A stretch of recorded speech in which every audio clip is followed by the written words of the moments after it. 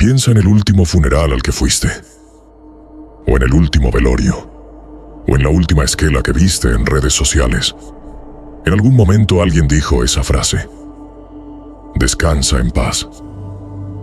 La dicen los pastores, la dicen los sacerdotes, la dicen los ateos, la dicen los que no han pisado una iglesia en 20 años. Todo el mundo la dice, en todo funeral, en toda cultura hispanohablante. Nadie pregunta de dónde viene. Nadie pregunta si es verdad. Hoy vamos a hacer exactamente eso. Vamos a preguntar. Y lo que los textos originales responden, los textos anteriores al canon, los textos que la propia Biblia cita, es incómodo. Porque lo que describen no es descanso. Es espera. Antes de entrar a los textos excluidos, tenemos que establecer lo que el texto bíblico canónico dice. Porque la respuesta ya está ahí, antes de llegar a Enoc. La palabra hebrea Sheol aparece 65 veces en el Antiguo Testamento. No significa infierno, no significa paraíso, no significa descanso. Significa literalmente el lugar de los muertos. Todos los muertos, buenos y malos por igual. El Sheol en el texto hebreo es descrito como un lugar de oscuridad, de silencio, de separación del mundo de los vivos. Eclesiastés capítulo 9, versículo 5 dice: los muertos no saben nada, pero eso no significa paz. Significa ausencia de contacto con el mundo terrenal. No es lo mismo. El Salmo 88 describe el Sheol como un pozo oscuro, como el lugar del olvido, donde la mano de Dios parece no llegar. El que escribe ese salmo no está describiendo descanso, está describiendo una separación profunda y oscura. Hay un solo pasaje en todo el Antiguo Testamento que habla de algo parecido al descanso en relación con la muerte. Es Job, capítulo 3. Job, en medio de su sufrimiento, desea haber muerto al nacer, y dice que en la muerte los malvados cesan de perturbar y los cansados descansan. Pero ese pasaje no es una descripción del estado del alma. Es el lamento de un hombre que sufre tanto que preferiría no haber existido. No es doctrina. Es dolor. El Sheol del texto hebreo no es un lugar de descanso. Es una sala de espera en la oscuridad. Pasamos al Nuevo Testamento. Y aquí hay algo que muchos conocen, pero pocos procesan completamente. Lucas capítulo 16. Jesús cuenta una historia. Un hombre rico muere y va al Hades. Un mendigo llamado Lázaro muere y es llevado al seno de Abraham. Lo primero que hay que notar es que ambos están conscientes. El rico puede ver, puede hablar, puede recordar a su familia, puede sentir sed, puede sufrir. No está dormido, no está descansando. Está completamente consciente de su situación. Lázaro también está consciente. Está consolado, dice el texto, pero está esperando, al igual que el rico. Ninguno de los dos ha llegado a su destino final. Y entre los dos hay un abismo que no puede cruzarse. Esta parábola no describe el cielo y el infierno final. Describe el estado intermedio, el lugar donde las almas esperan antes del juicio. Y en ese lugar hay conciencia, hay memoria, hay diferencia de condiciones, pero no hay descanso en ninguno de los dos lados.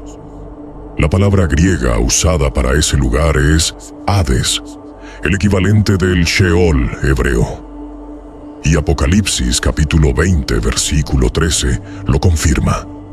El Hades entregará sus muertos en el juicio final. Eso significa que el Hades es temporal. Es la sala de espera antes de la sentencia definitiva. No es el destino final, y definitivamente no es descanso. El libro de Enoc. Antes de entrar a lo que dice, es importante entender qué es este libro y por qué importa.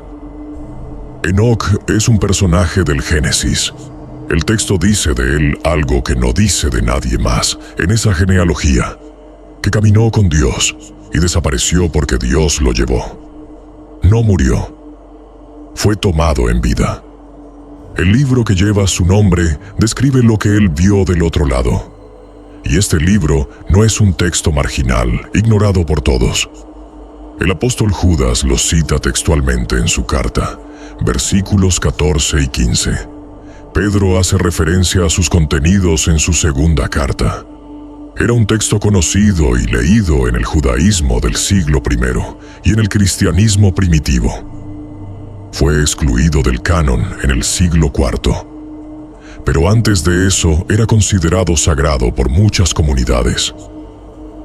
En el capítulo 22, Enoc es llevado por el ángel Rafael a un lugar en el extremo de la tierra. Y lo que ve es un lugar dividido en cámaras. 4 compartimentos. 4 estados distintos para distintos tipos de almas. El primero es una cámara luminosa. Aquí están las almas de los justos. Están consoladas, están en mejor condición que las otras, pero están esperando. No han llegado a su destino final. El texto dice que aquí hay una fuente de agua y luz.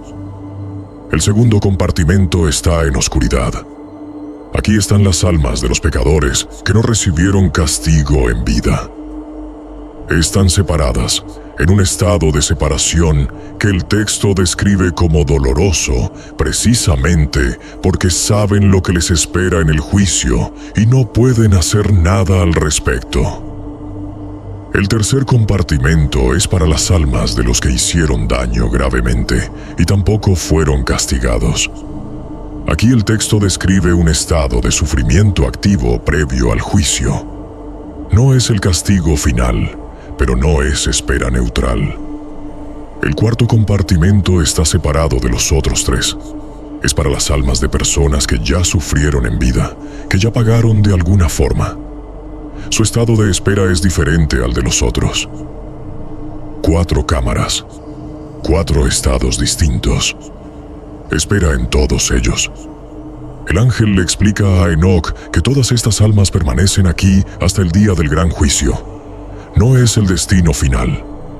Es la antesala. En ninguna de las 4 cámaras hay lo que la frase popular promete. No hay paz. No hay descanso. Hay espera consciente en distintas condiciones. Entonces, si el texto hebreo, si el Nuevo Testamento y si el libro de Enoc no respaldan la idea de descanso inmediato del alma, ¿de dónde viene la frase?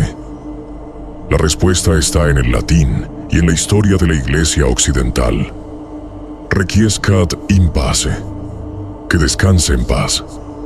Las iniciales R y PQBs en cada lápida. Esta frase aparece en epitafios cristianos desde el siglo V. No es una cita bíblica.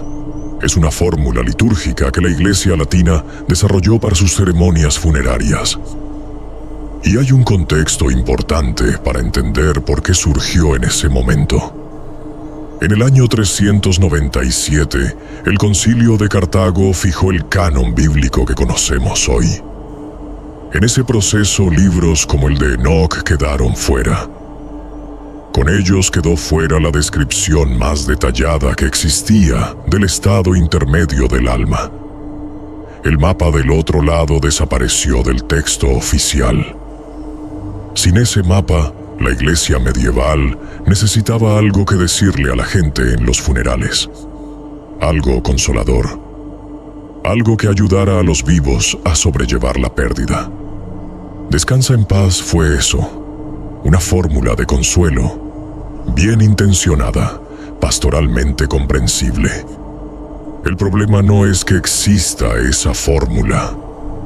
El problema es que se repite como si fuera verdad doctrinal, como si estuviera en el texto, como si los textos originales la respaldaran. No la respaldan. Describen otra cosa. Entonces, ¿qué haces con esto? No te estoy diciendo que dejes de decir la frase. Te estoy diciendo que sepas lo que hay detrás de ella, o mejor dicho, lo que no hay. Si los textos originales describen espera consciente en distintos estados, la pregunta que importa en un funeral no es si el alma descansa. La pregunta es en cuál de esas cámaras está esperando, y eso, según los mismos textos, depende de cómo vivió. La parábola del rico y Lázaro lo dice sin rodeos. El estado en el que el alma espera el juicio está determinado por la vida que vivió. No hay fórmula de consuelo que cambie eso. Lo que sí puedes desear por alguien que murió es que haya vivido de manera que su espera sea en el compartimento luminoso. Eso es más honesto que desearle descanso en un lugar donde el texto no lo garantiza. Hay una diferencia entre el consuelo que inventamos para sobrevivir el dolor y la verdad que los textos describían antes de ser retirados.